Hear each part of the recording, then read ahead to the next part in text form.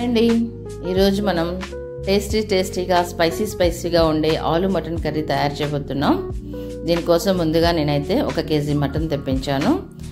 దీన్ని బాగా శుభ్రంగా కడుక్కొని మీడియం సైజ్ ముక్కలుగా చేసుకొని ఒక బౌల్లో సిద్ధంగా ఉంచుకున్నానండి. తర్వాత కరివేపాకు, పచ్చిమిర్చి ముక్కలు, ఉల్లి తరుగుని రెడీ చేసుకొని ఉంచుకున్నాను. ముందుగా స్టవ్ ఆన్ చేసి స్టవ్ మీద కడాయిని పెట్టి అందులో 4 టేబుల్ స్పూన్స్ ఆయిల్ వేసి కొద్దిగా జీలకర్రను వేసి వేగనిచ్చిన తర్వాత 10 కరివేపాకులను వేశాను. తర్వాత ముందుగా తరిగి సిద్ధంగా ఉంచుకున్న 5 పచ్చిమిర్చి ముక్కలను, 2 పెద్ద ఉల్లిపాయ తరుగును వేసి గోల్డెన్ బ్రౌన్ వచ్చే వరకు సిమ్ మీద నిదానంగా వేయించాలి. ఈ ఉల్లిపాయలు పచ్చివాసన పోయేంత వరకు వేయించాలండి. ఇందులో ఇప్పుడు చిటికెడు పసుపు వేసాను. తర్వాత పసుపు వేసిన తర్వాత రుచికి సరిపడా ఉప్పు వేసానండి.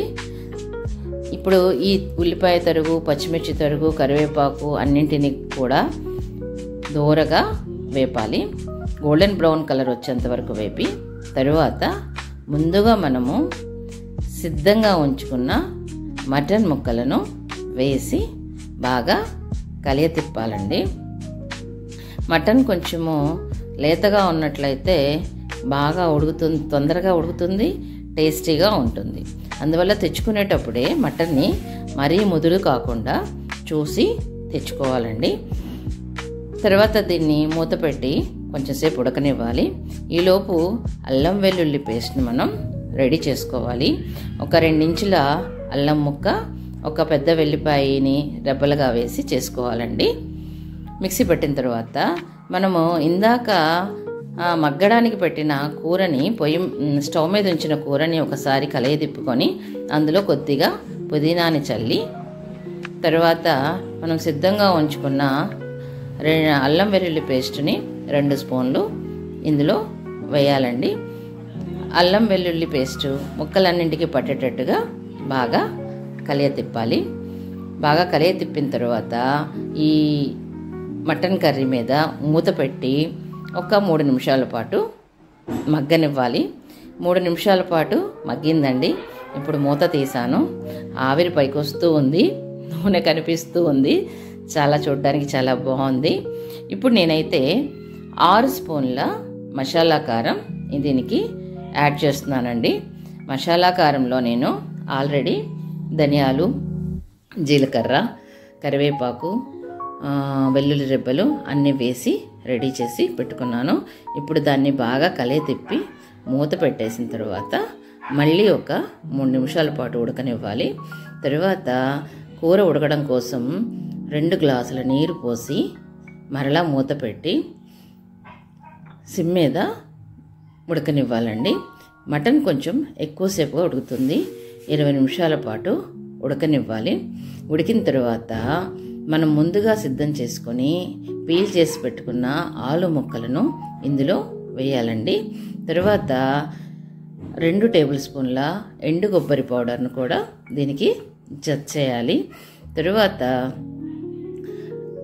ఫ్లేమ్ హైలో పెట్టి ఈ ఆలు, మటన్ మొత్తం ఈ ముక్కలను, వాటర్ కూడా యాడ్ చేసాం కాబట్టి వీటిని తర్వాత 2 స్పూన్ల గరం మసాలా పౌడర్ కూడా వేసి ఒకసారి తిప్పి మూత పెట్టిన తర్వాత ఒక 3 మినిట్స్ పాటు మరలా ఉడకనివ్వాలండి. తర్వాత ముందుగా సిద్ధం చేసుకొని పెట్టుకున్న కొద్దిగా కొత్తిమీర తరుగును దీనికి యాడ్ చేయాలి.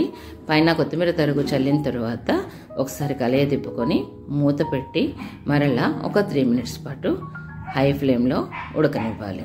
కూర బాగా ఉడుకుతూ ఉందండి. మంచి స్మెల్ వస్తూ ఉంది. చాలా బాగుంది. స్మెల్లే టెంప్టింగ్గా ఉంది. ఆయిల్ అంతా బయటకు వచ్చే వరకు బాగా ఉడకనివ్వాలి. ఇప్పుడు ఆయిల్ అంతా కూడా బయటకు వచ్చిందండి. చూడడానికి చాలా బాగుంది కదా. అంతేనండి, టేస్టీగా ఉండే పొటాటో మటన్ కర్రీ మన ముందు సిద్ధంగా ఉంది. దీన్ని మనము చపాతీతో కానీ, అన్నంతో కానీ, దేంతో తిన్నా సరే చాలా బాగుంటుందండి. మీరు ఒకసారి దీన్ని ట్రై చేయండి. ట్రై చేసిన తర్వాత ఎలా వచ్చిందో నా కామెంట్ బాక్స్లో చెప్పండి. Okay, bye.